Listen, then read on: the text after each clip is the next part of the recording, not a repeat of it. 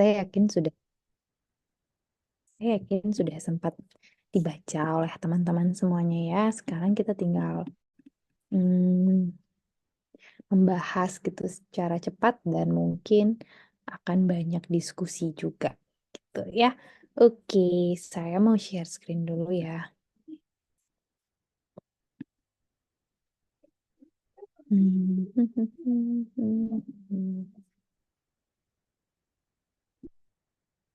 Di tempat kalian hujan nggak ya? Kita enak banget kalau hujan-hujan gini kayak makan bakso gitu nggak sih, Dek?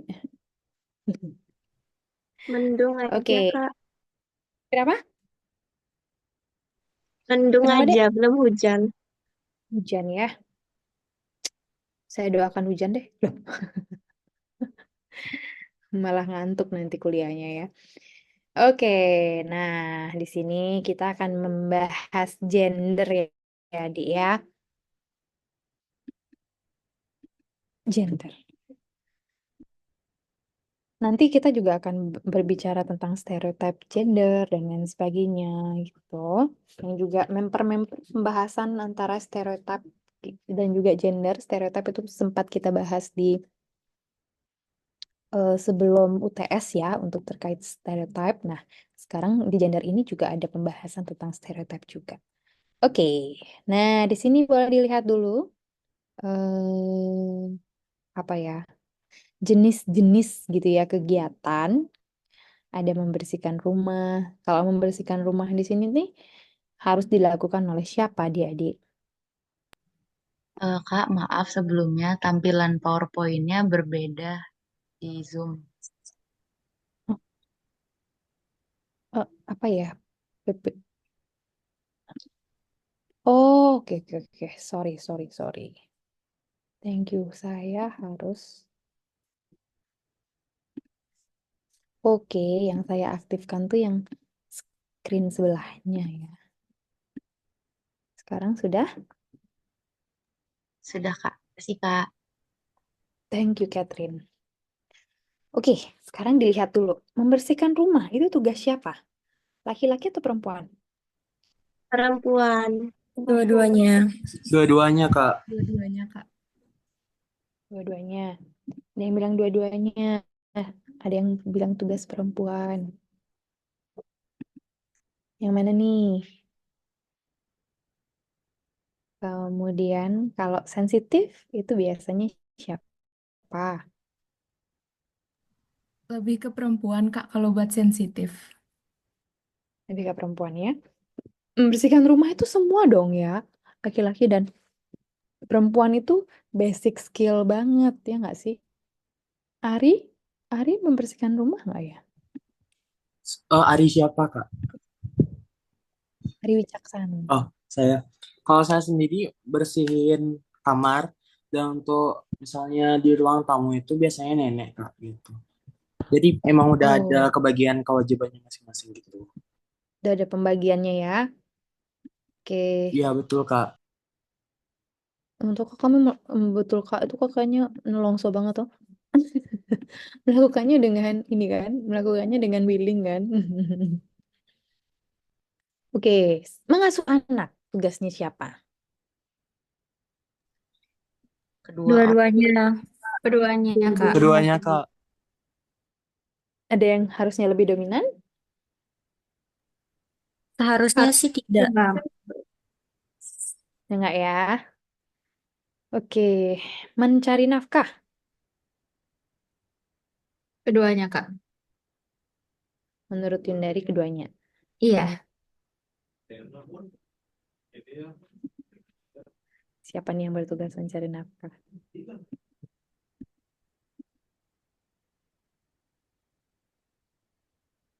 Siapa? Boleh kalau nggak Keduanya. eh, kolom chat aja juga boleh.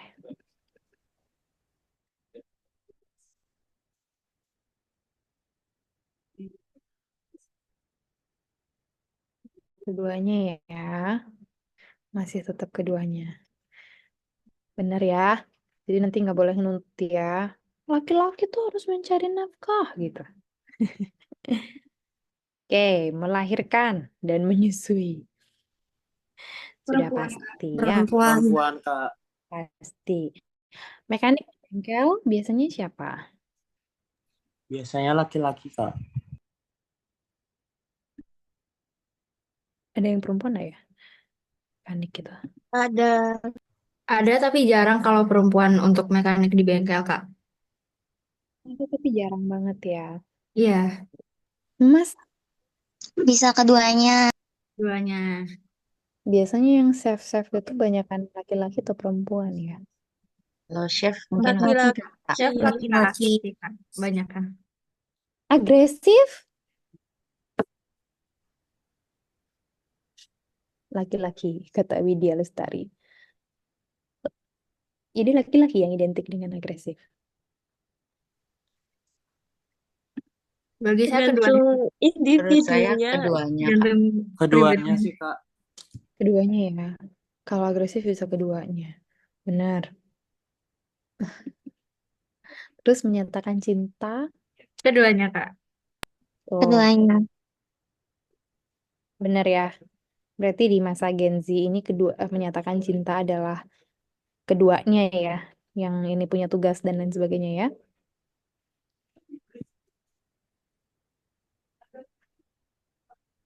Oke.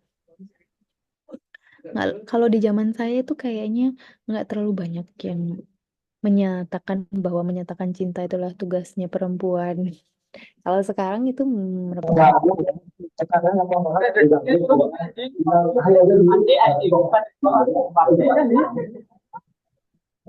saya mute ya. Nah dia udah mute. Oke. Nah, semua itu gitu ya. Kita akan bahas tentang bagaimana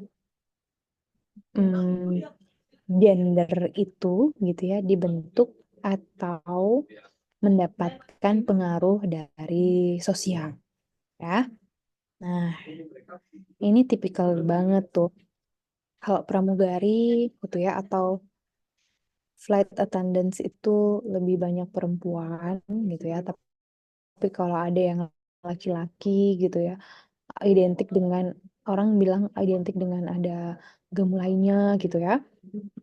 Kalau montir itu lebih banyak laki-lakinya dan lain sebagainya. Oke, nah ini kita sebut sebagai gender typing adik-adik. Mengkategorikan orang atau sesuatu itu menjadi maskulin atau feminin. Jadi otak kita itu sudah membagi gitu ya, membagi bahwa individu itu menjadi seseorang yang maskulin atau feminin.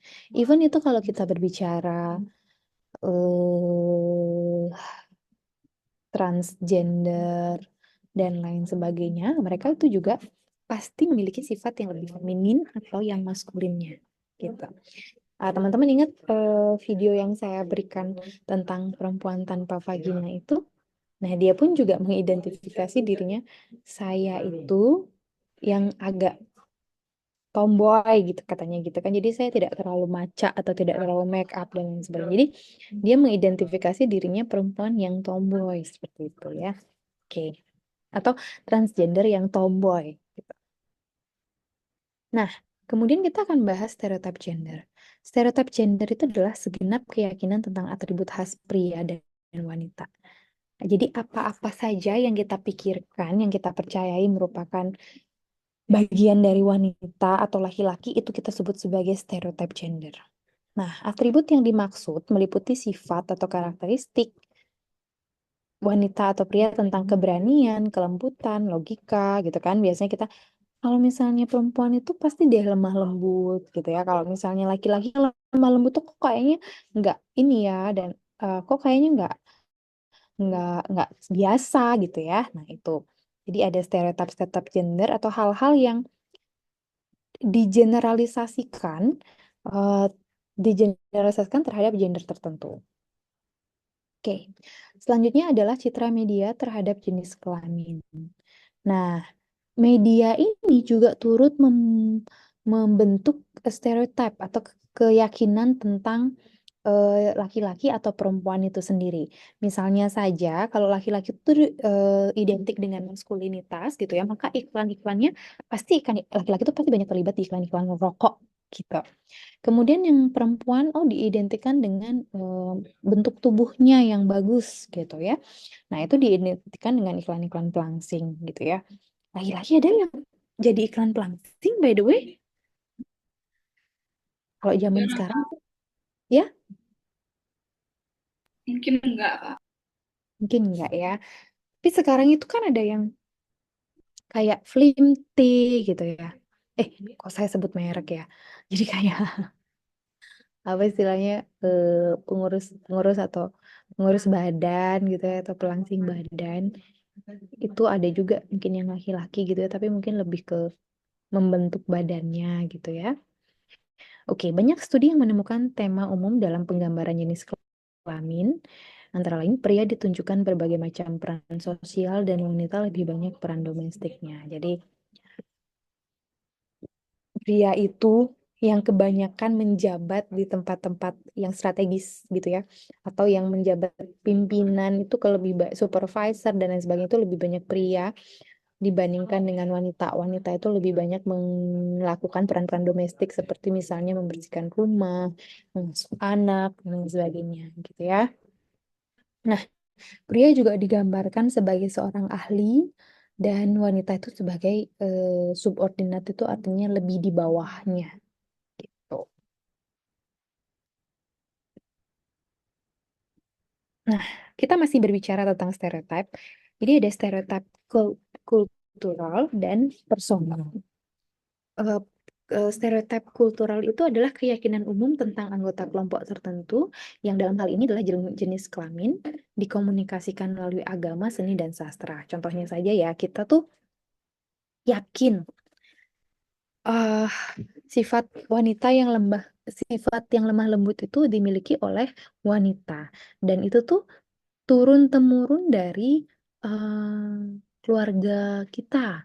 Terus kemudian secara kultural itu memang seperti itu adanya. Gitu. Nah, itu disebut sebagai cultural stereotype. Lalu kemudian ada personal stereotype, adalah keyakinan individu tentang atribut khas dari anggota suatu kelompok. Dapat berbeda dengan keyakinan umum. Gitu. Misalnya, nggak semua kok wanita itu lemah lembut gitu ya. Ada kok wanita yang memang lebih memiliki sifat yang tegas gitu misalnya. Ada gitu. Nah, itu ada personal stereotype namanya. Ya.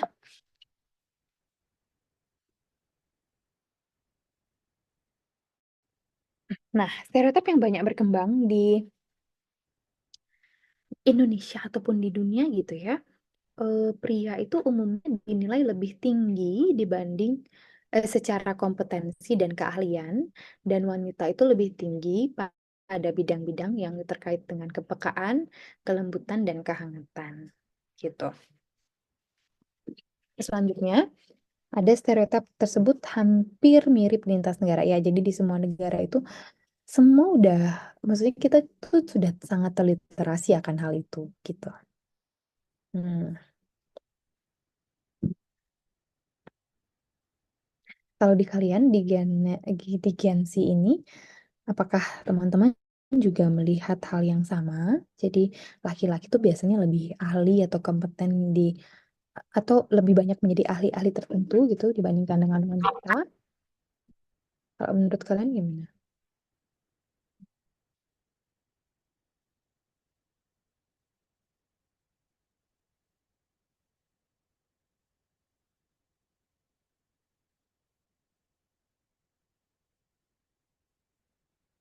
Belum ada? Oke, saya lanjut dulu ya. Subtipe gender. Subtipe gender itu artinya selain membedakan kita secara umum ada laki-laki dan perempuan maskulin feminin, kita juga membedakan pria dan wanita itu dalam kategori-kategori yang lebih spesifik. Misalnya menjadi seorang ibu, atau wanita karir, atau polwan. Polwan, gitu ya. Kemudian ini ada penjelasannya, ibu bersifat mengasuh dan penuh pengorbanan, ratu bersifat sombong dan cenderung tidak pintar. Oke. Wanita karir bersifat energik, semangat, serius. Kadang-kadang kalau kita berbicara wanita karir, asosiasi kita udah kayak oke, orang itu pasti cepat, cekatan gitu ya, semangat dan serius. Terus kalau misalnya kita bilang uh, ibu, nah itu biasanya itu lemah lembut dan lain sebagainya. Kalau kita bilang ratu, oh itu kayak sombong aja gitu. Nah itu yang namanya subtipe gender. Ada yang mau kasih contoh lagi nggak?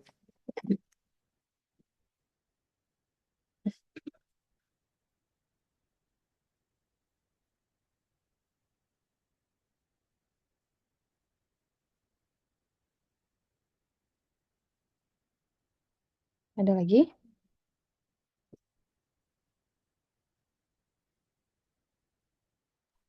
Saya mau coba, Kak. Silahkan. Jadi kalau eh, remaja perempuan dibandingkan dengan perempuan dewasa itu memiliki perbedaan. Jadi kayak subtipe gendernya kalau perempuan remaja digambarkan dengan sosok yang lebih ceria dan juga hiperaktif, sedangkan kalau sudah dewasa itu digambarkan sebagai wanita yang independen. Jadi ketika membicarakan em, wanita itu biasanya lebih mengarah kepada perempuan dewasa, sedangkan kalau eh, perempuan biasanya lebih ke remaja perempuan gitu. Oke. Thank you Adele. Kita berikan aplaus untuk Adele. Sudah mau mencoba.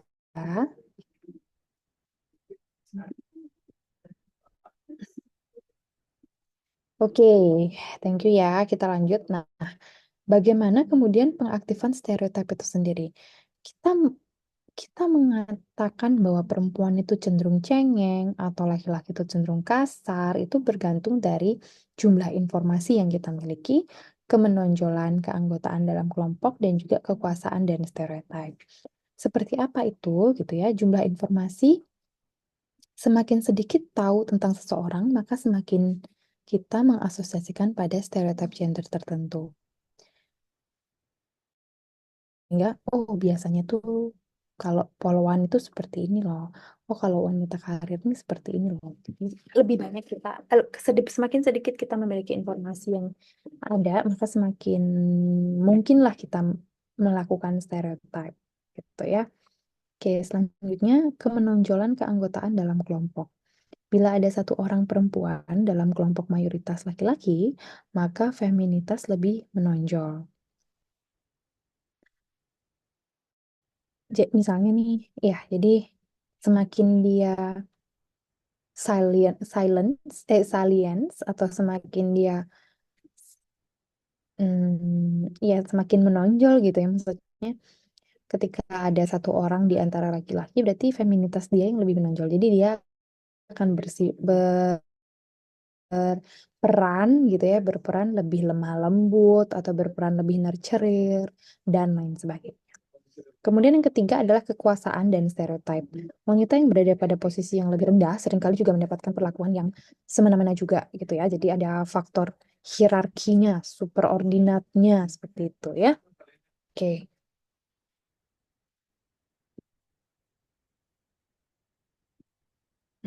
lanjut. Seperti apa sih bahaya dari stereotip? Nah, itu tentunya akan memicu adanya prasangka dan diskriminasi. Kita udah belajar ya prasangka dan diskriminasi. Selanjutnya adalah menyamarkan perbedaan khas individu. Jadi kita jadi nggak tahu orang itu secara spesifik. Jadi kita hanya mengasosiasikan orang tersebut berdasarkan stereotip yang kita miliki di pikiran kita. Gitu. Lalu kemudian selanjutnya adalah self-fulfilling prophecy. Artinya tuh kita akan mengamini gitu ya apa yang menjadi stereotip kita. Hmm, misalnya saja ketika disampaikan bahwa wanita itu cengeng gitu ya, maka dalam satu waktu yang harusnya memang responnya tuh nggak yang harus menangis gitu ya, kan? Tapi karena mendapatkan stereotip wanita tuh kan cengeng, ya udah nangis aja deh gitu ya. Jadi mengamini apa yang menjadi stereotip bagi dirinya gitu ya. Itu self-fulfilling prophecy namanya. Oke, itu yang bagian stereotip gender adik-adik. Ada yang mau ditanyakan sejauh ini?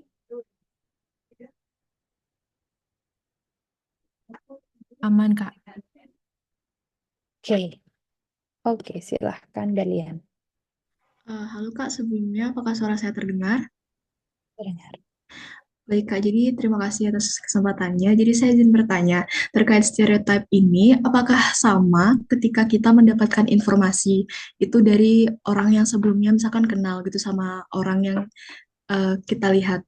Contohnya, saya mengasumsikan Kak Indah ini sebagai seorang yang lemah lembut. Tetapi jika saya diberitahu oleh kating-kating di atas saya, Kak Indah itu katanya orang yang galak. Nah, apakah itu termasuk ke dalam stereotip, Kak? Terima kasih, Kak. Thank you, Berlian. Iya, itu stereotype. Jadi sebenarnya saya galak.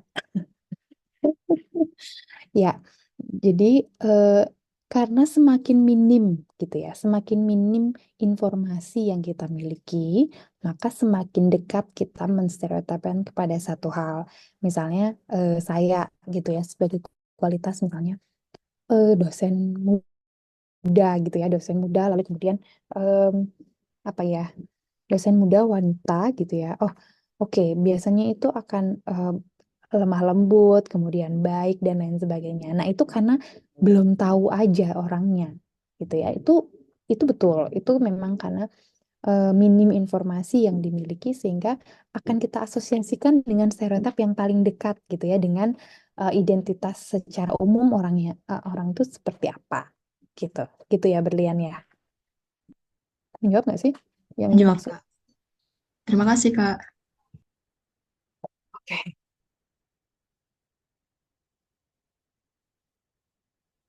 Jadi nanti kalau misalnya mau tahu lebih banyak tentang saya, Berlian tanya ke kakak tingkatnya. Oke. Oke, Kak. Oke, gender dan diri. Gender adalah elemen dasar dari konsep diri. Oh, oke, kita lanjut ya.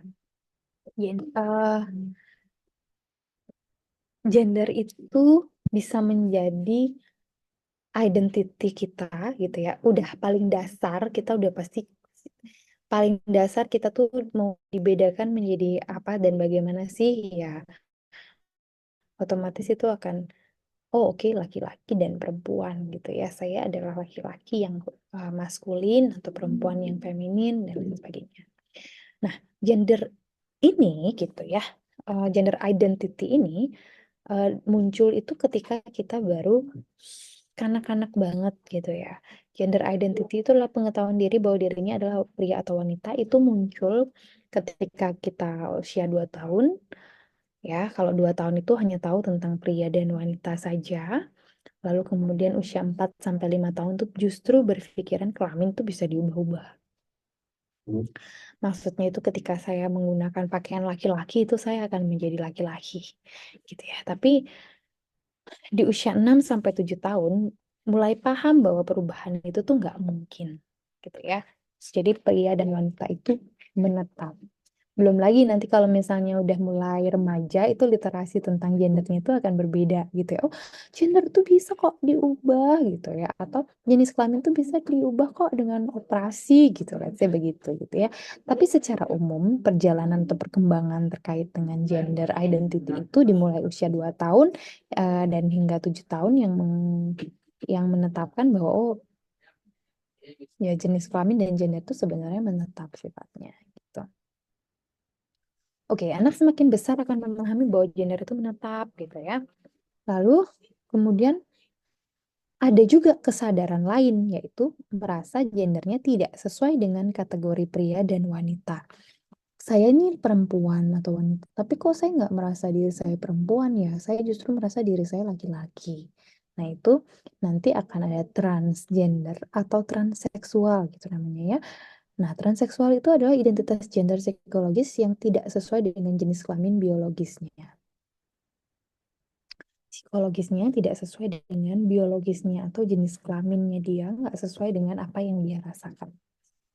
Gitu ya.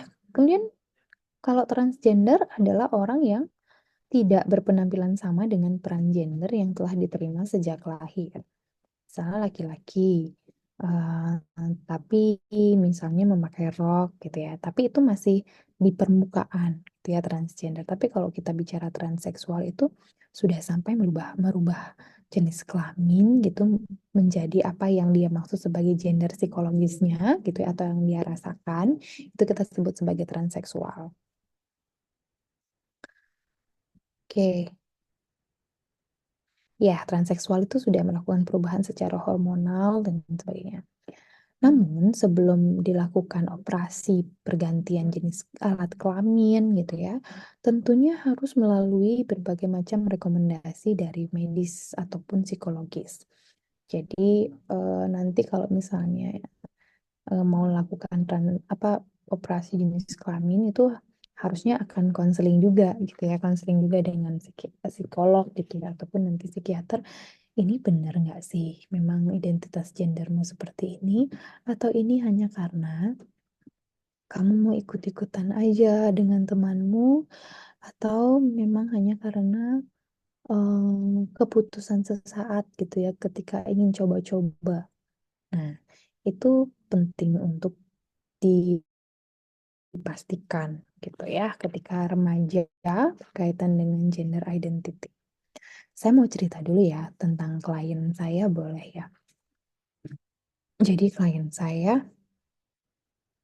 waktu itu datang dengan keluhan mah mahnya kronis gitu kan, sampai masuk ke rumah sakit. Nah, setelah dicek kali cek, dia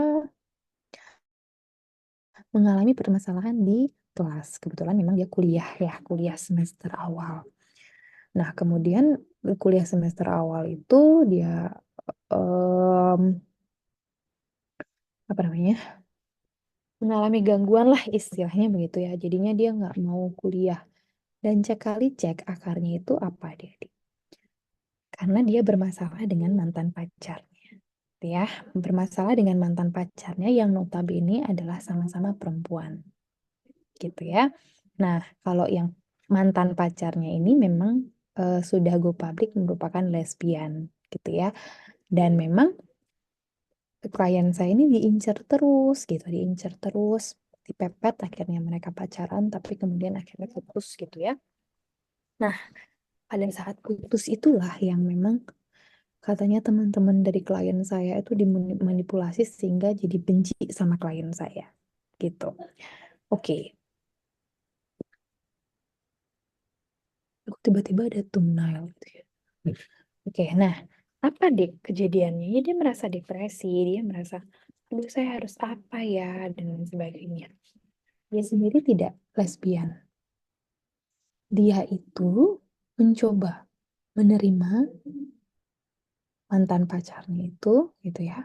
Oh, kok dia perhatian banget ya? Perhatian banget ya. Apa mungkin memang iya ya, saya suka sama dia, gitu kan? Oke, dicobalah, gitu ya. Dicobalah untuk saling dekat, gitu ya. Sampai pada akhirnya mantan pacarnya itu meminta dia untuk melakukan hubungan seksual sebagai seorang lesbian. Nah, di situ ternyata klien saya itu tidak menikmatinya. Artinya ternyata enggak loh, saya enggak. Saya orientasi seksual saya masih normal gitu kan. Nah, saya masih mengidentifikasi diri saya sebagai seorang perempuan gitu ya. Nah, jadi ya apa namanya? Ya akhirnya ada proses yang sedang mencoba gitu ya, mencoba-coba di proses identity dirinya gitu, seperti itu deh. Mungkin itu jadi cerita ya. Jadi ternyata orientasi seksual ataupun menjadi seorang transgender ataupun transseksual itu memang juga merupakan perjalanan juga ya. Maksudnya apa dia benar-benar yakin tentang dirinya atau seperti apa gitu ya. Nah, itu ternyata masih perjalanan itu ternyata panjang gitu ya. Oke, selanjutnya adalah analisis tentang maskulin, feminin, dan androgini. Nah, di sini ada maskulin tinggi, maskulin rendah, feminin rendah, dan juga feminin tinggi. Kita lihat di sini. maskulin dan juga femininnya rendah, tentu dia akan menjadi maskulin. Kemudian kalau maskulinnya maskulinnya rendah, femininnya juga rendah, itu malah jadi nggak pasti. Oke. Kemudian femininnya tinggi, maskulinnya rendah, itu tentu jadi feminin. Ketika maskulinnya sama-sama tinggi dan juga feminin tinggi, maka itu disebut sebagai androgini, merasa memiliki peran yang maskulin dan feminin secara bersamaan. Nah, itu disebut sebagai androgini. Androgini merasa dapat memiliki peran yang tegas dan maskulin pada pekerjaan, namun juga bisa menjadi pengasuh yang lemah lembut di rumah. Jadi ada androgini itu berbeda transgender atau transseksual gitu ya. Nah, itu androgini merasa dapat memiliki peran yang tegas dan maskulin gitu pada satu kesempatan dan menjadi feminin itu pada kesempatan yang lainnya. Gitu. Oke. Nah, beberapa pendapat menyebutkan bahwa androgini itu justru lebih fleksibel dalam berperilaku. Seperti itu ya, adik-adik ya. Nah, tapi ternyata ada kritik gitu. Kritik terhadap konsep androgini itu sendiri. Yang pertama, pandangan tradisional tetap mempertahankan perbedaan gender pria dan wanita. Jadi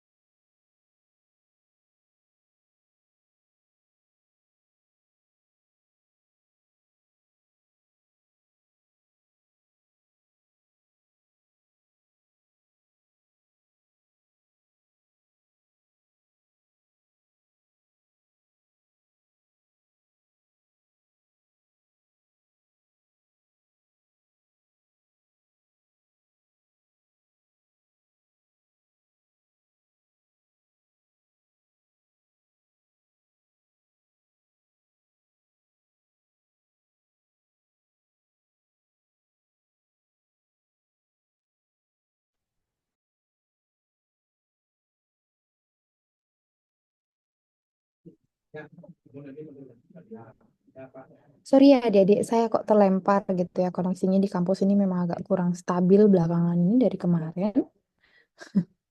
Saya buka dulu ke PDF.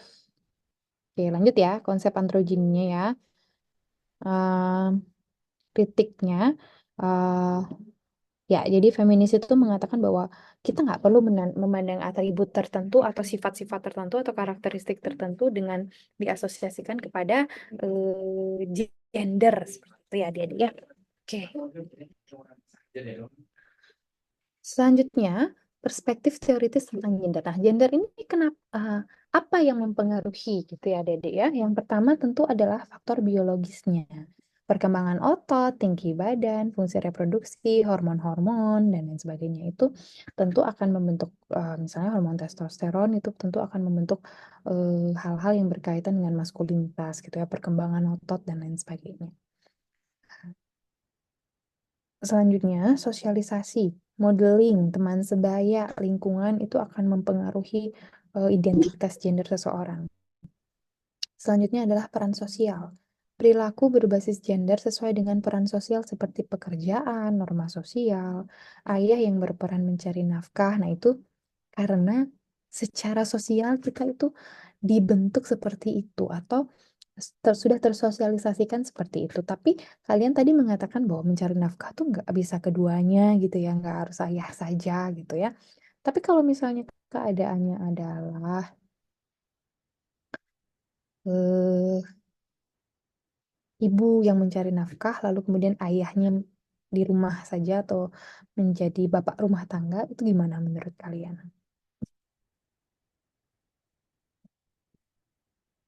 Ada yang mau ngasih ide? Silahkan, Ami. Mohon izin Kak, maaf namanya masih belum kerinim karena sedang join dari device lain. Kalau menurut Oke. saya, kenapa kalau misalnya ibu yang mencari nafkah dan bapak yang stay at home itu sebenarnya nggak apa-apa. Tapi kita kembali lagi kalau misalnya gimana mereka itu dapat menerima perspektif dari masyarakat. Kita tidak bisa mengatur orang lain, itu yang menjadi hal pertama. Dan kita itu hanya bisa mengatur diri kita sendiri. Menurut saya adalah bagaimana kita mengaturnya itu dari segi keuangan dan segi bagaimana tumbuh kembang keluarganya dan juga dari umur sang anak tentunya. Kalau misalnya anaknya masih kecil, tentunya kan butuh perawatan yang lebih intensif kayak menyusui, perlu lebih kedekatan dengan sang ibu itu natural ya Kak ya. Jadi makanya kita harus mempertimbangkan dari hal itu juga. Mungkin bapaknya adalah bukan full stay at home dad kalau misalnya sedang berada dalam situasi itu. Kembali lagi kepada bagaimana keluarganya itu dapat mengkoordinasikan hal tersebut. Tetapi menurut saya hal itu sudah banyak terjadi dan ya memang tidak ada salahnya. Terima kasih Kak. Oke, thank you Berlian. Berarti menurut Berlian itu kayak ya nggak apa-apa asalkan memang ada kesepakatan di dalam keluarganya begitu ya dan menerima gitu ya pandangan-pandangan sosial berkaitan hal tersebut. Oke, good. Thank you. Selanjutnya ada siapa nih? Putu Chandra. Silahkan Chandra. Selamat siang Kak. Jadi izin saya ada pengalaman tentang terkait ini bahwa menurut saya pribadi hal ini nih eh, di beberapa daerah itu sudah diwajarkan. Contohnya itu di daerah eh, rumah ibu saya di Jawa, Mhm. di mana eh, sebagian besar anak perempuan itu bekerja, merantau ke luar negeri untuk Mhm. bekerja dan suaminya itu tinggal di rumah untuk ngurusin anaknya.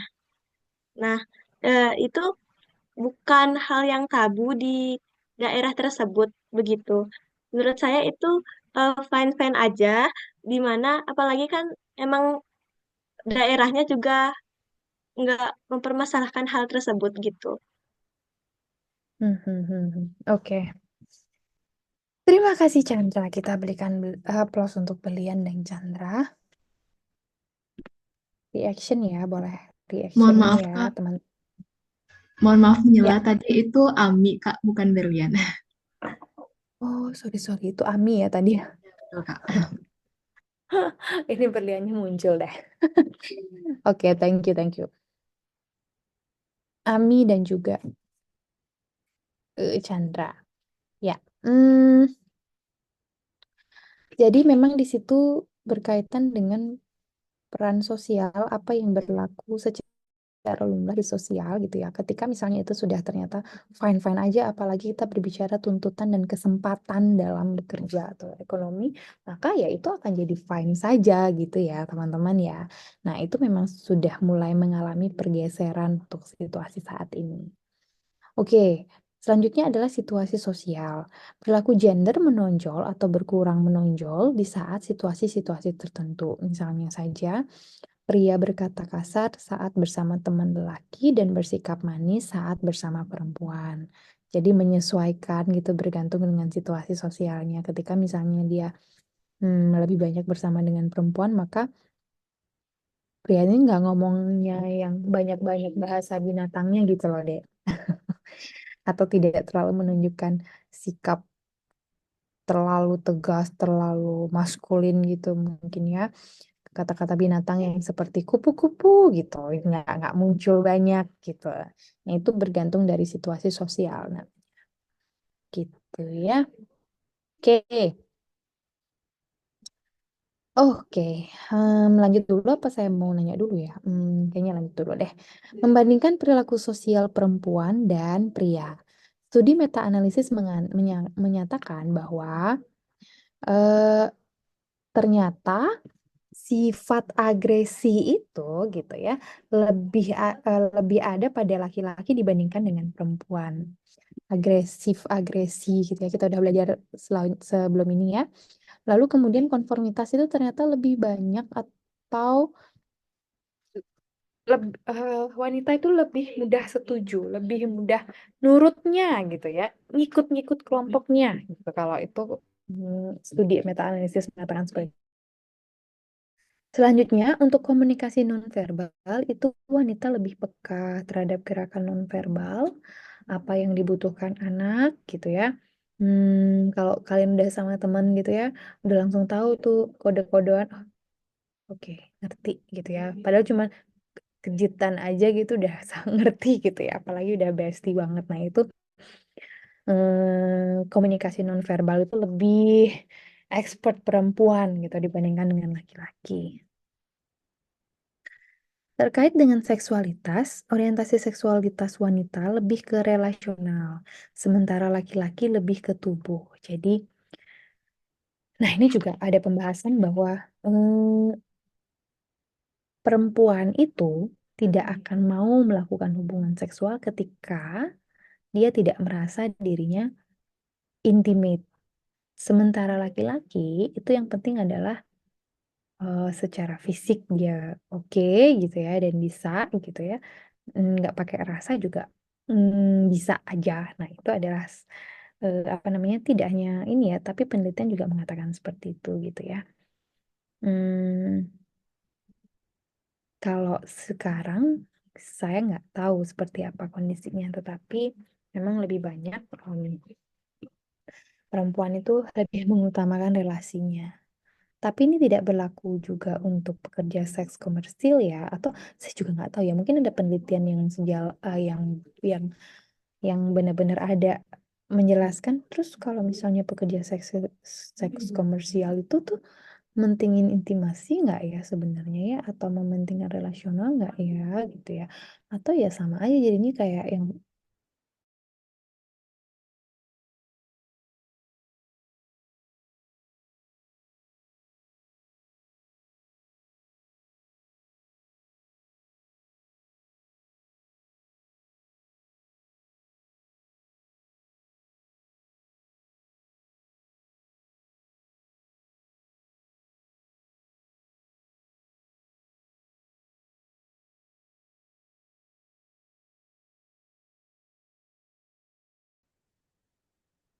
inilah silahkan inilah. Kak, ingin menjawab. Sebelumnya mohon maaf, kamera di device saya kurang bisa untuk memperlihatkan dengan baik. Jadi menurut saya kesetaraan gender itu, tapi sebelumnya persepsi dulu Kak ya. Kan saya itu bermain Twitter yang dimana setiap ada pembahasan tentang kesetaraan gender itu pasti ada kalimat kayak kalau setara berarti boleh dong kalau perempuan atau pihak laki-laki memukul, kita bisa memukul balik. Itu tuh pasti ada kalimat seperti itu. Namun, bagi saya, kesetaraan gender itu berbeda dengan menormalisasi kekerasan antar gender.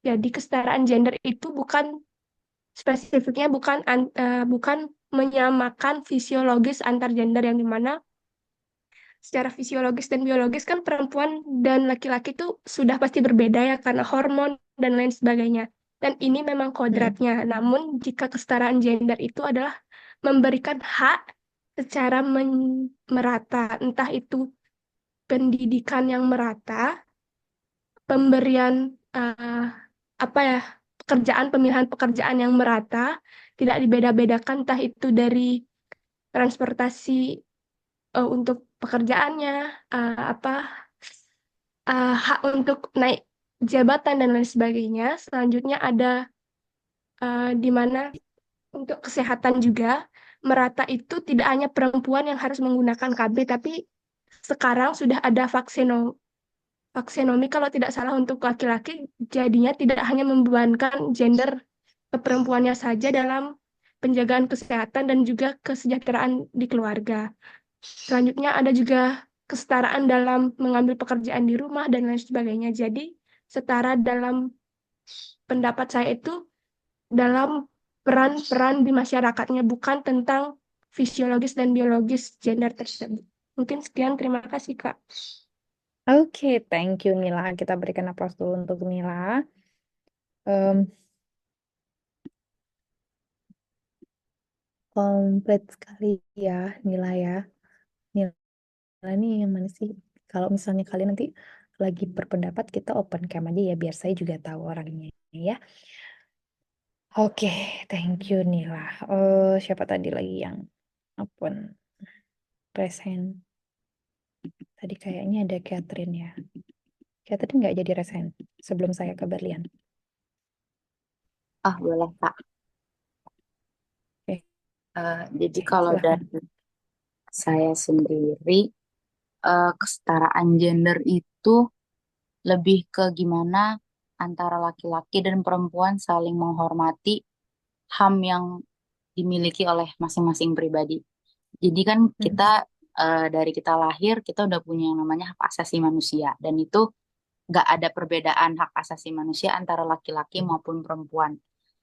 Sama juga kayak tadi yang udah dijelasin sama Nila, baik dari akses untuk pendidikan, pekerjaan, bahkan eh, di pekerjaan pun kemarin waktu itu sempat dibahas Kak di kelas psikologi anak karena pembahasannya sama tentang gender juga, bahwa ternyata sampai saat ini masih ada perbedaan penggajian antara laki-laki dan perempuan gitu. Jadi eh, lebih ke apa ya? Semua harus memiliki eh, hak dan kewajibannya yang sama. Gak ada perbedaan, gak ada yang lebih tinggi maupun yang lebih rendah dan gak ada yang dianggap lebih lemah maupun lebih kuat. Seperti itu sih Kak kalau dari saya. Terima kasih. Oke, thank you Catherine. Kita berikan reaction untuk Catherine juga. Nah, tadi Nila menyampaikan yang memfokuskan kita tidak berbicara tentang fisiologis gitu ya, tapi kita berbicara tentang seperti apa hak-hak gitu ya, pelayanan kesehatan dan lain sebagainya gitu ya. Itu juga yang disampaikan oleh Catherine, hak asasi manusianya.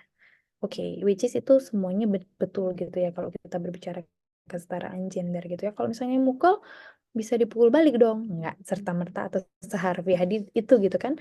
Kan nggak ada. Ya, laki-laki memang nggak boleh mukul perempuan, perempuan juga nggak boleh mukul laki-laki. Jadi sama aja sebenarnya gitu ya. Oke, tadi Berlian raise hand, jadi mau memberikan pendapat.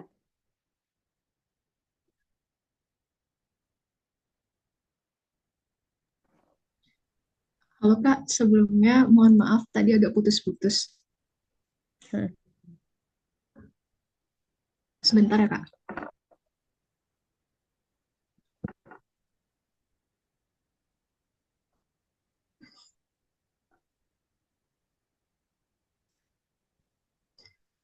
Mungkin saya langsung saja menjawab Kak, karena sepertinya kamera laptop saya bermasalah. Nggak apa-apa, lanjut aja.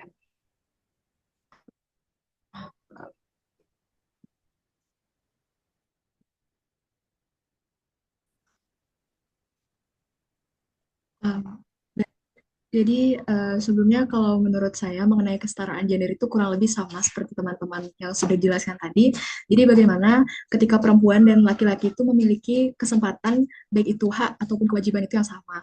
Bahkan kalau tidak salah sebelumnya saya juga sempat menonton debat pilkada sebelumnya itu juga menyebutkan bahwa di Bali ini sebenarnya masih banyak sekali adanya kesempatan-kesempatan itu tidak diperoleh oleh perempuan yang mana lebih banyak itu ke laki-laki. Jadi salah satu programnya itu adalah dengan menguatkan kesetaraan gender. Jadi bisa dikatakan bahwa kesetaraan gender itu bagaimana ketika perempuan maupun laki-laki itu memperoleh hak yang sama dengan kewajiban ataupun hak-hak dan tugasnya itu juga memiliki hal yang sama. Contohnya seperti untuk perempuan itu tidak hanya bisa mengurus rumah, namun juga bisa untuk bekerja. Dan untuk perempuan juga tidak hanya ada di rumah saja, namun bisa untuk memiliki pendidikan yang tinggi sama seperti laki-laki. Seperti itu, Kak. Terima kasih. Hmm. Oke, thank you Berlian. Kita berikan aplaus juga untuk Berlian. Ya, jadi memang kalau kita berbicara kesetaraan gender, memang kita tidak boleh menggunakan kacamata kuda atau sempit gitu ya. Hal-hal yang bersifat setara itu kan bukan berarti sama plek timplek gitu yang misalnya apa namanya harus ya kalau misalnya benerin genteng katanya kesetaraan gender ya udah benerin aja sendiri gitu ya nggak gitu juga gitu ya tapi memang lebih ke hak-hak yang sama dan juga terkait dengan pembagian tugas juga gitu ya. Oke, terima kasih teman-teman atas reactionnya atau jawabannya. Menarik sekali. Saya lanjut ke peran wanita dan pria yang terus berubah. Ya, dari zaman dulu yang kita sebut sebagai kelompok kulit hitam kulit putih atau bahkan sampai saat ini itu peran wanita dan pria itu ternyata terus berubah gitu ya. Nah, perubahan sikap tentang peran gender ini ada yang bisa menerima atau yang lah, tidak. yang nggak bisa ada ulang. Saya langsung tanya nongkrong besi. Soalnya coba-cobain dongkrak besi langsung ke Mana kan kamu nggak nanya Pak Mangku. Pak Kur mau tahu Bentar. yang sih Pak. Gimana? Saya bukan host lagi tuh. Siapa sih sekarang jadi? Sebentar. Yang jadi host siapa boleh bantu? Oh, Kaisya Raya. Oh, udah di mute ya. Boleh bantu temen. Udah di mute ya. Oke. Oke, thank you. Lanjut dulu. Nah, ternyata ada sikap-sikap gitu yang juga berubah gitu ya terkait dengan peran gender itu sendiri. Yang pertama ada namanya hostile sexism. Sikap bermusuhan pada wanita yang menentang kekuasaan pria atau yang bertindak seperti pria. Jadi ada nih individu-individu yang nggak suka nih wanita ini kok kayaknya berkuasa banget ya, kok seperti pria dan lain sebagainya gitu ya. Nah, itu ada sikap bermusuhannya di situ yang disebut sebagai hostile sexism. Selanjutnya ada benevolent sexism. Sikap positif dan kesediaan membantu wanita yang dianggap dapat mengikuti peran tradisional. Jadi, masih nggak suka nih wanita yang terlalu mau setara atau mau berkuasa dengan cara tapi sikapnya lebih positif. Misalnya kayak siapa wanita yang mau melayani gitu ya, yang mau melayani suami atau melayani laki-laki dalam konteks-konteks tertentu, maka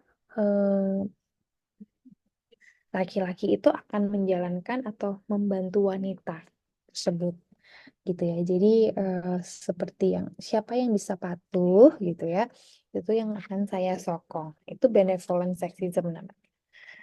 Kadang-kadang ini juga berlaku di rumah tangga gitu ya. Jadi perempuan-perempuan ada kadang-kala yang diminta untuk kamu nggak usah kerja deh, biar aku aja yang kerja gitu ya, biar aku yang menafkahi gitu ya, yang menurut laki-laki menafkah itu adalah bentuk dari kelaki-lakiannya atau kemaskulinitasannya gitu. Kalau kalian diminta untuk tidak bekerja, nantinya itu gimana?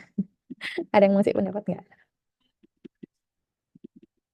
Kamu nggak usah kerja aja. Kayak Nikita Willy gitu misalnya, kamu nggak butuh usah kerja gitu ya, karena kalau si siapa suaminya Nikita Willy itu kebahagiaan suami itulah ketika bisa memenuhi kebutuhan istrinya semua gitu kan. Iya itu ya bergantung aja gitu dari pengaturan-pengaturan pasangan. Oke, lanjut ya, ambivalen sexism. Campuran sikap ramah dan sikap permusuhan. Jadi ada ingin sebenarnya melindungi wanita, tapi juga menolak upaya wanita untuk mendapat kesetaraan gitu. Mungkin contohnya juga bisa tadi ya. Saya mau nih, mau S2 gitu. Ah enggak, kamu nggak usah itu susah loh S2 tuh nanti loh. Toh juga kamu ibu rumah tangga, toh ngapain kuliah lagi S2 gitu biar aku aja yang cari kerja. Nah itu ambivalen sexism ini nggak mau kalau misalnya wanita itu setara itu mendapat kesetaraan tuh nggak mau gitu ya. Nah tapi sikapnya yang lebih ramah, ambivalen sexism namanya. Oke. Oke, saya lanjut ya. Pekerjaan pria dan pekerjaan wanita mungkin dulunya itu masih sangat-sangat tipikal, tapi sekarang sudah bisa bercampur seperti ini ya. Mau bahkan menjadi supir truk atau supir bus itu ada juga yang perempuan gitu ya. Pilot itu sudah banyak sekali pilot-pilot perempuan sekarang ya dibandingkan dengan dulu. Chef juga kebanyakan laki-laki. Nah, pekerjaan rumah tangga dan pengasuhan anak itu juga menjadi bagian dari laki-laki ya.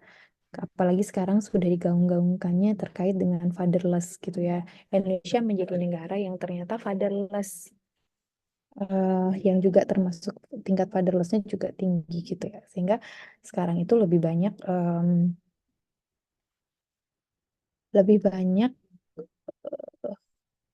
sosialisasi-sosialisasi atau edukasi-edukasi yang melibatkan gitu ya, yang atau yang mengedukasi tentang peran ayah di perkembangan anak itu seperti apa gitu ya. Sekarang itu informasi kan juga lebih mudah untuk diakses gitu ya. Semua juga sudah mulai aware gitu ya. Makanya sekarang pun juga berbeda. Kita juga memiliki pendapat yang berbeda terkait dengan pengasuhan anak. Ya oke, memang betul wanita yang melahirkan, tapi kemudian yang mengasuh anak itu juga harus ada peran ayahnya di situ gitu ya. Hmm. Oke, perempuan itu menjalani banyak peran, multi peran.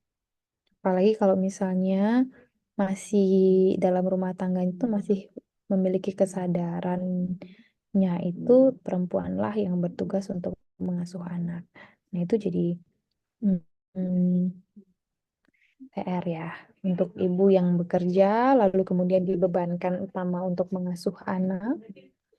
Belum lagi kalau misalnya di Bali itu ada yang namanya menyemebraye gitu ya. Belum lagi harus memasak, belum lagi harus berkarir juga, dan lain sebagainya. Itu menjalani banyak peran juga. Mungkin sekarang juga laki-laki juga seperti itu ya, menjalani banyak peran juga ya. Karena kesadaran sekarang tentang isu fatherless juga mulai aware.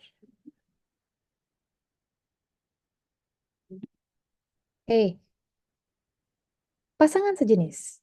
Ternyata pasangan sejenis itu lebih seimbang dalam pembagian tugas di rumah tangga, teman-teman. Bisa gitu ya, gitu ya. Ya kan karena mereka juga laki-laki, sama-sama laki-laki. Ya udah, ya kita sama-sama aja gitu ya. Kita pembagian aja kan nggak ada yang lebih maskulin atau yang lebih feminin, gitu. Sama aja lebih seimbang dalam pembagian tugas. Dominasi pria sudah tidak berlaku di beberapa sektor ya. Contohnya di pemerintahan juga sudah mulai banyak bermunculan menteri-menteri yang memang apa namanya?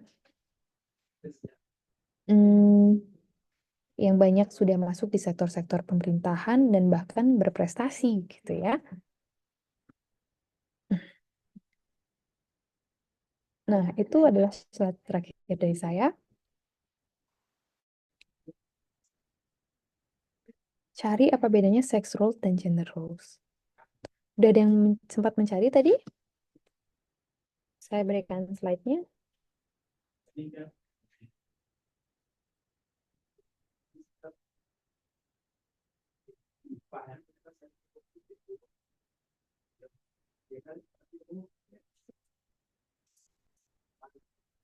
Oke, Yundari, abis itu Keisha. Silahkan, Yundari. Izin Bu, sebentar saya izin on cam terlebih dahulu. Maaf Bu, lumayan sekali. Hmm, jadi izin menjawab, menurut saya sendiri untuk sex roles itu dan gender roles itu perbedaannya dari eh, kata pertamanya itu yang mana yang pertama itu seks berarti dia itu memiliki perbedaan secara biologis dari laki-laki dan perempuan. Contohnya dalam halnya untuk melahirkan anak itu kan sudah pasti perempuan yang memiliki tugas untuk melahirkan anak. Terus kalau misalnya dari laki-laki itu menurut saya eh, punya organ reproduksi untuk membuahi dalam proses pembuatan anak itu sendiri. Maaf, apakah suara saya terdengar? Karena tadi nge-lag. Terdengar, terdengar. Oh ya, setelah itu kalau di gender roles itu berarti bagaimana peran sosialnya dalam pembagian tugas seperti yang ada, seperti laki-laki yang mencari nafkah atau perempuan yang menjadi ibu rumah tangga yang mengurus pekerjaan rumah. Jadi perbedaannya itu lebih ke hal sosial dan budayanya itu sendiri. Sekian, terima kasih Kak. Oke, thank you Yundari. Kita berikan aplaus untuk Yundari dulu. Oke, thank you. Selanjutnya boleh Keisha atau Prema?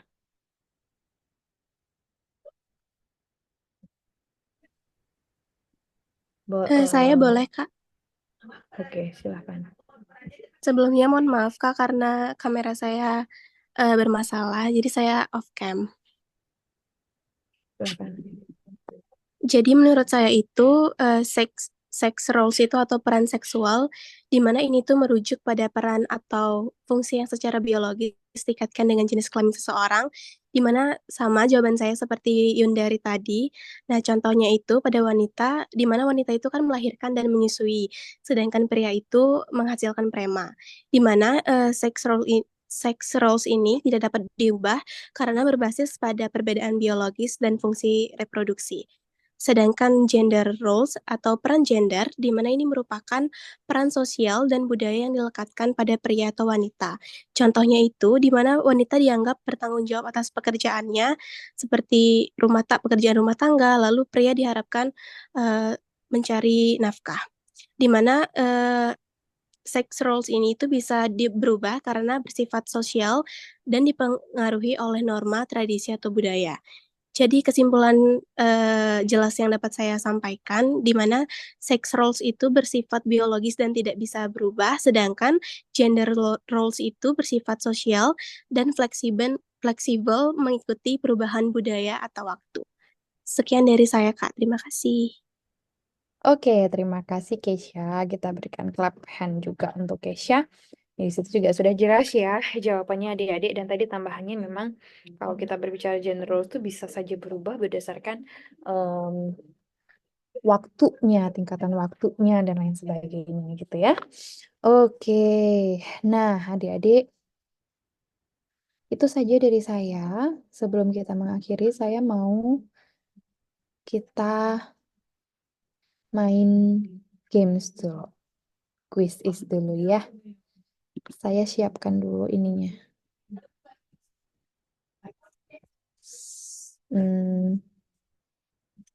Sebentar.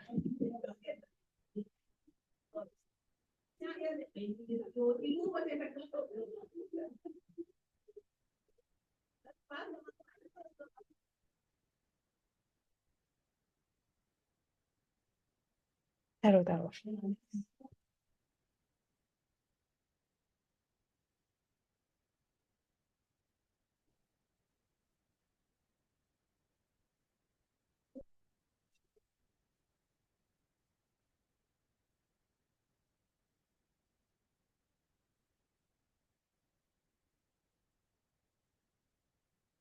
Saya share copy linknya kah?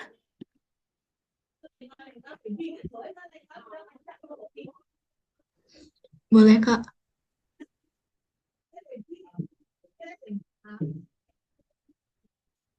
Silahkan.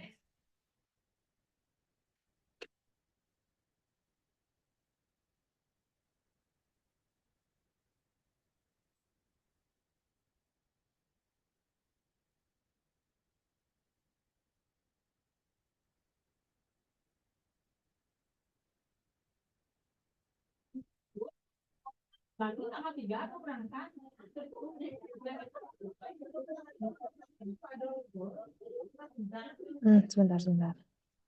Copy linknya saya ulang ya.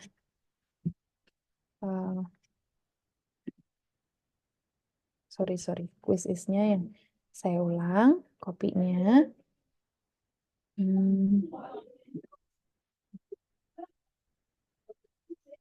Copy kodenya. Dah.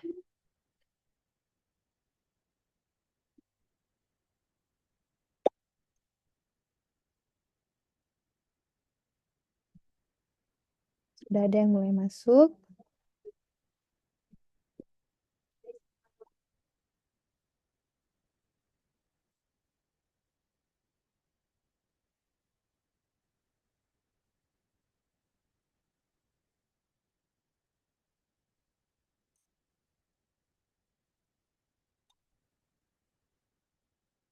Oke.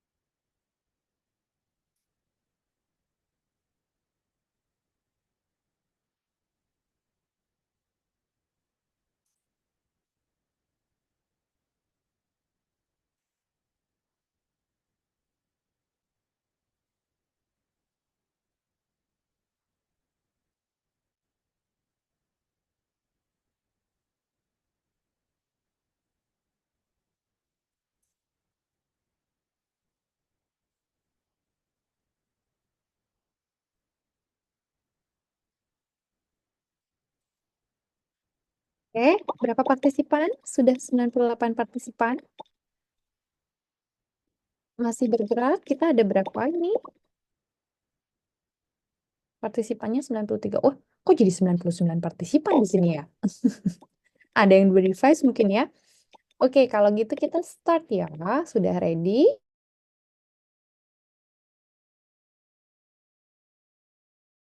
kuis kita gitu ya, yang tadi sudah kita bahas. Em, boleh saya start ya? Oke ya? Oke.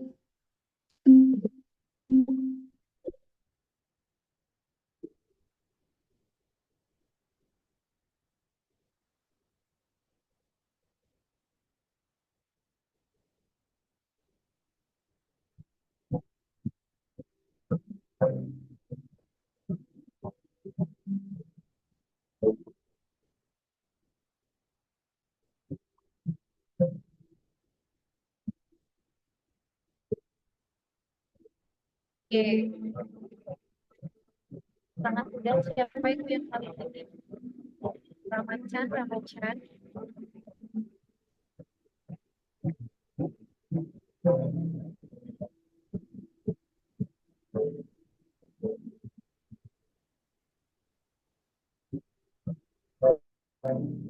Yes. Soal semuanya benar, luar biasa. Weh.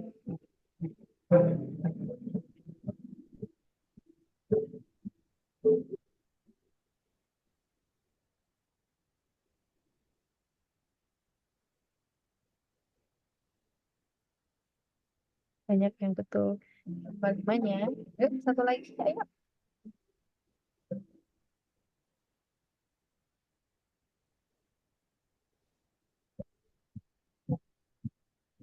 Nggak perlu lihat slide ya. Yuk, cepet-cepetan.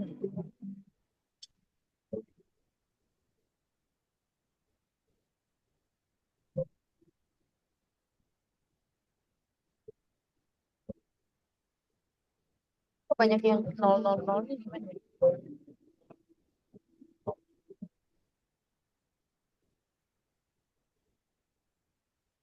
Udah banyak yang. Oh, ternyata Lista memimpin. Habis disusul Ramachan. Disusul oleh Dianing Saraswati.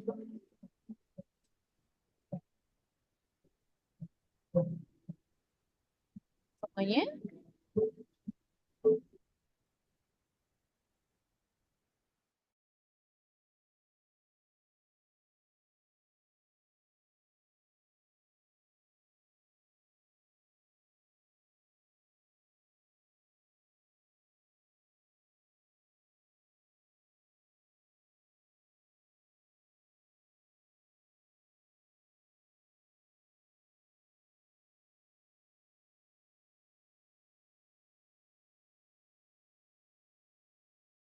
ya, gampang-gampang kok soal. Kenapa, Catherine? Udah ya? Amin, semoga bisa UASnya, Kak. Sama bisa luasnya ya. Oke, adik-adik. Ada pertanyaan dari adik-adik semuanya?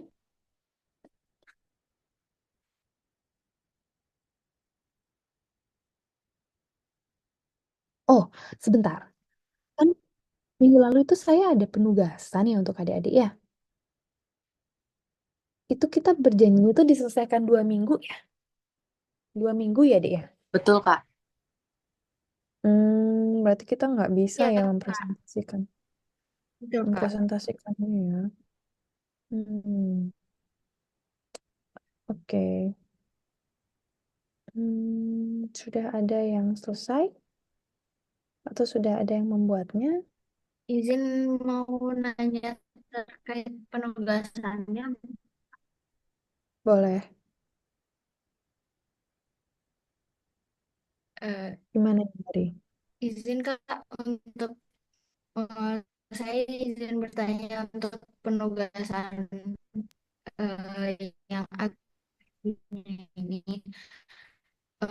Jadi penugasannya ini tuh dibuat dalam bentuk PowerPoint atau diketik dalam Word ya Kak?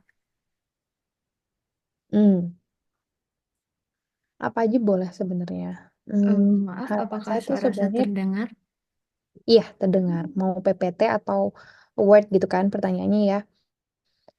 Itu tuh sebenarnya harapan saya tuh bisa dipresentasikan. Tapi kalau adik-adik mau buat laporannya berupa Word, ya bagus gitu ya. Jadi kan mungkin kalian lebih leluasa gitu ya menyampaikan tentang Iya, Kak. teori terkait gitu ya atau kasus-kasusnya yang kalian dapatkan itu bentuk word saja gitu ya.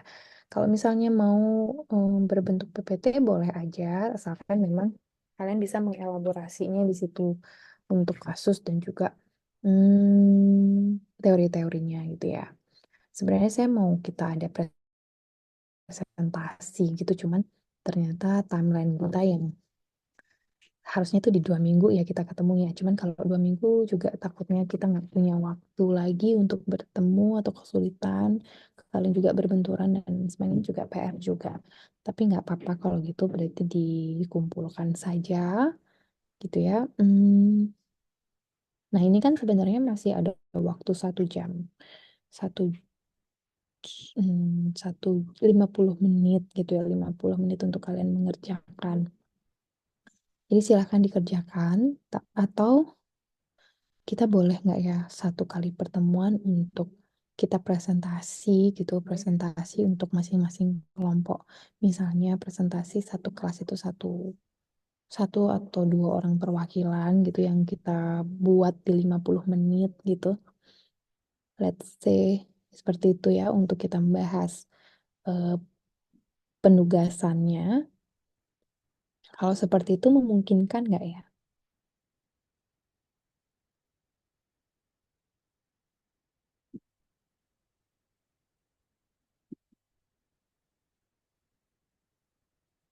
Katakanlah di after 2 minggu lagi gitu, terus kita ada satu pertemuan yang hanya 50 menit. Katakan di hari Jumat seperti ini juga nggak apa-apa gitu ya, di 50 menit lalu kemudian kita presentasi untuk penugasan yang sebelumnya. Itu silahkan didiskusikan. Harapan saya sih bisa seperti itu ya, agar juga kalian mendapatkan feedback dalam penugasan gitu ya, kita juga bisa bahas gitu. Gitu. Gimana?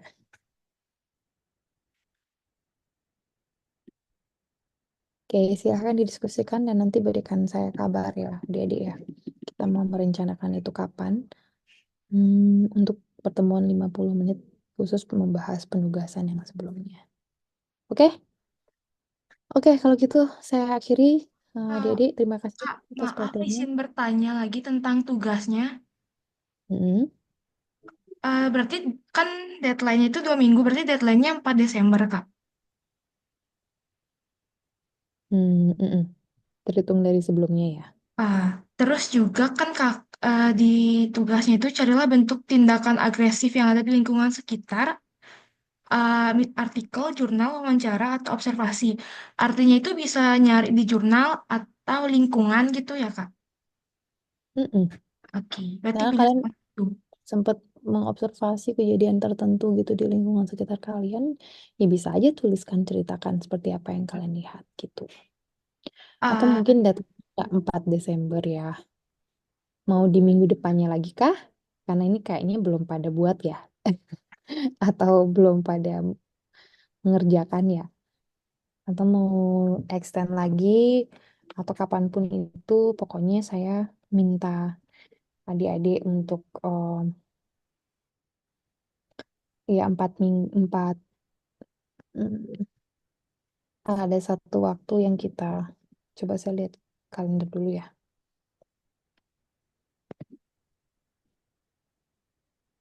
Hmm,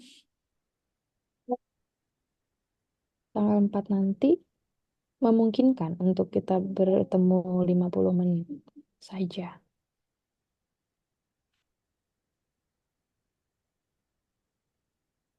Gimana menurut kalian? Tanggal 4?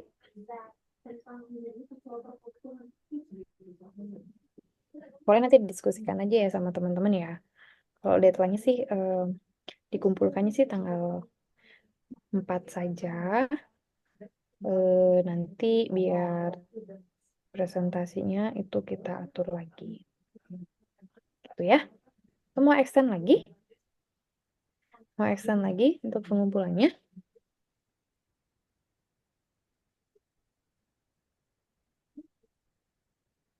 Gimana? Gimana? Mau extend lagi nggak? Atau nggak apa-apa tanggal 4 aja, terus kemudian presentasinya baru kita atur lagi waktunya. Gitu ya. Gitu ya. Oke. Ada lagi pertanyaan adik-adik? Lagi satu, Kak. Hmm. Tentang rancangan yang dimaksud tuh apakah jika berupa produk dibuat juga atau hanya rancangan tanpa produk? Terus rancangannya harus menggunakan teori juga. Rancangan dengan produk itu gimana ya? Misalnya apa?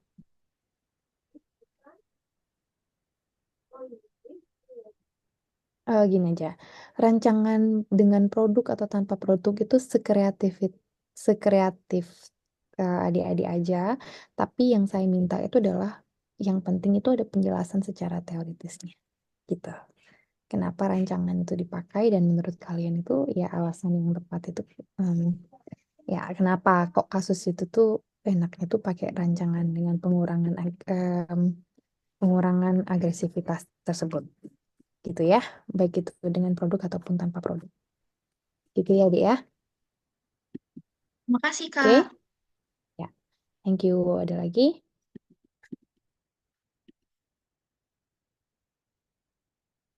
Cukup?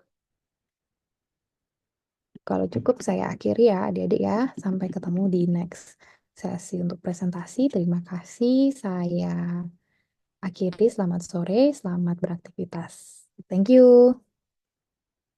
Terima kasih, Kak. Mereka Terima kasih, banyak Oke, Kak. Kak. Untuk absensinya, untuk Korma boleh bantu saya untuk memberikan link saya kolaborator dan absensinya sampai di pukul 16 nanti ya, 16.00 nanti.